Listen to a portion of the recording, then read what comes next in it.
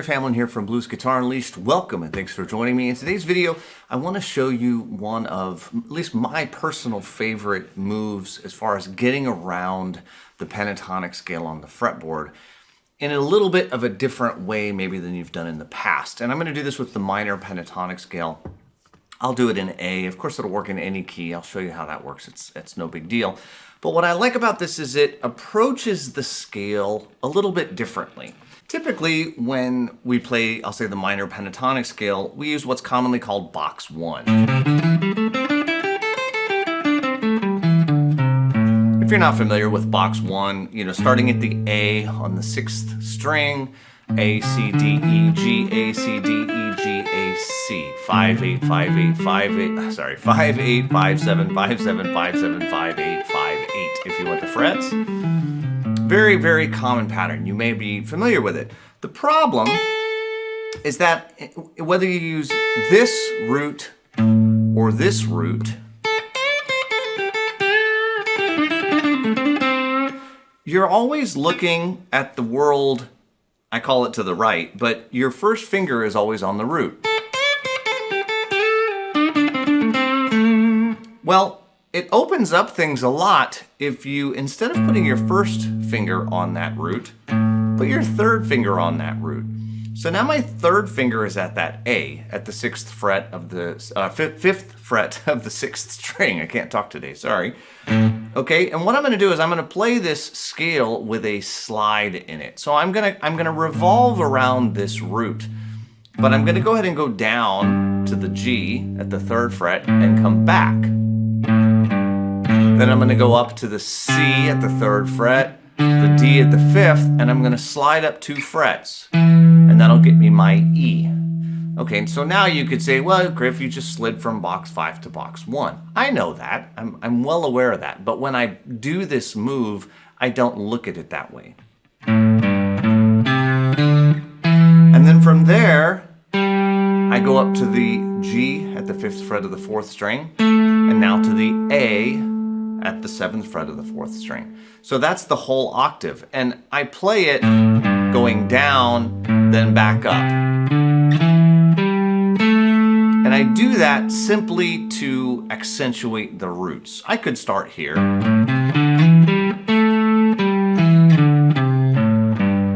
But I want to start and end on my root, which is A. So notice that I go both directions.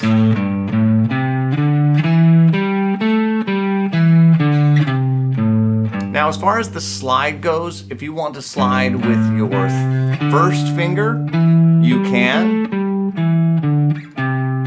Or you can slide with your third finger.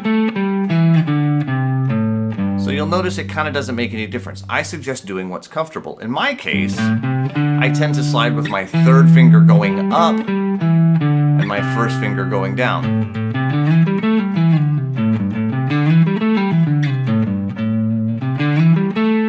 Okay, but notice that when I get to the end, I'm again here at an A.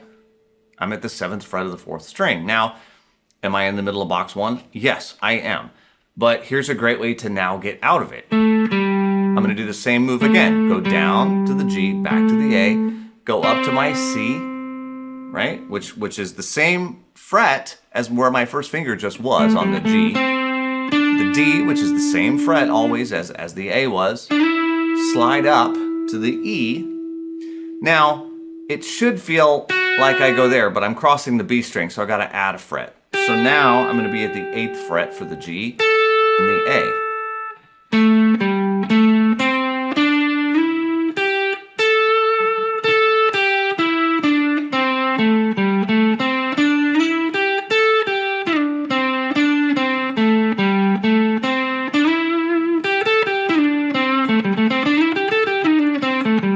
Now this move is so common.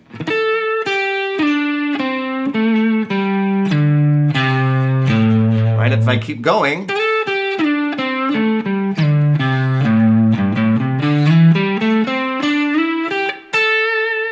I've done 2 full octaves of the scale. Now the entire fretboard, right, if I go another octave, it's like, one more octave is basically the entire rest of the fretboard. So keep that in mind. And I'm going to go half of it now because I can go again. Now I can't finish because I don't have another string,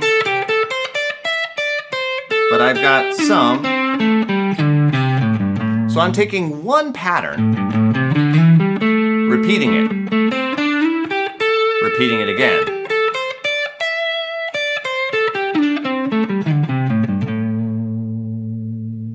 Now if I wanted, I could start on a 5th string A. I can do the same thing. Okay, now notice that I'm going to end here at the 14th fret of the 3rd string. Since I'm crossing over the B string, I've got to add a fret. But here I am.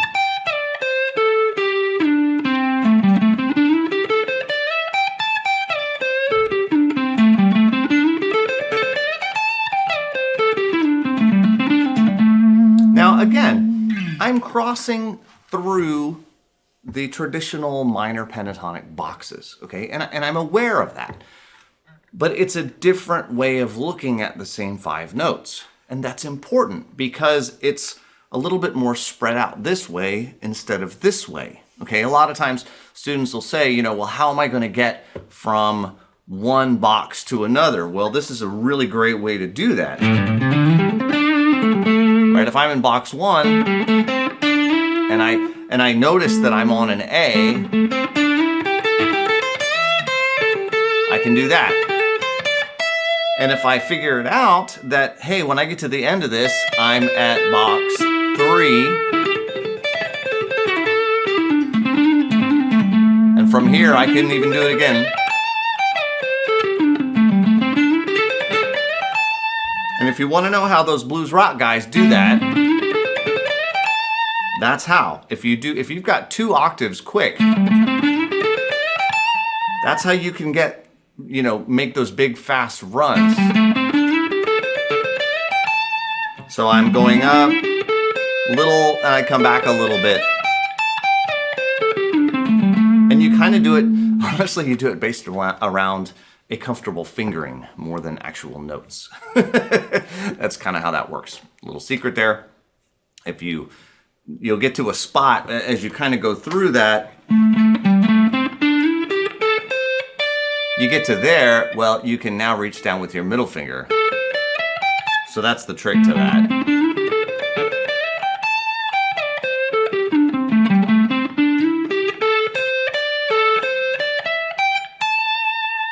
Or if I'm down here, I have to do the finger roll. But from here, I've got that. So that cross from the B to the G string can be very advantageous when you're trying to play faster because you have that additional finger because everything is off by a fret. You don't have to do a finger roll, you've actually got a finger available, okay? So that's basically it, okay? It's not like there's any magic to this. The best thing to do is to simply put on some sort of jam track. I had a slow blues jam track coming in. Put on some sort of slow jam track or up-tempo jam track. It doesn't really matter what kind of jam track. I just play through it.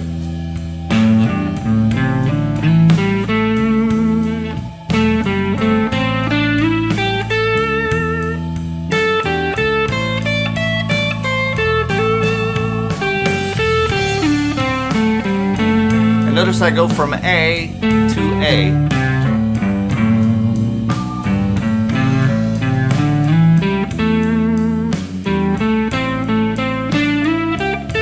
More importantly, notice that I don't start on beat 1. So like 1 and a 2 and a 3 and a 4 and a 1, 2 and a 3 and a 4 and a 1, and a 2 and a 3 and a 1, 3 and a 4 and a 1, a 2.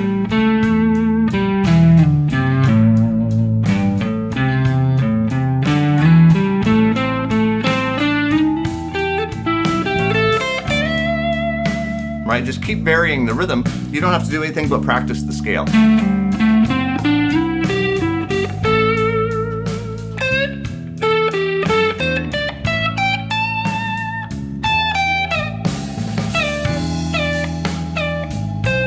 practice your slides.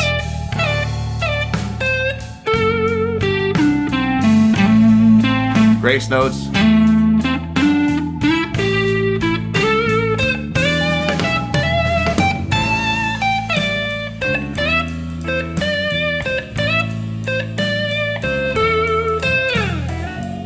There's all those, little techniques you can do, little hammer-ons, little pull-offs, little slides, all those different kinds of things. None of it matters because I'm just basically playing the scale up and down.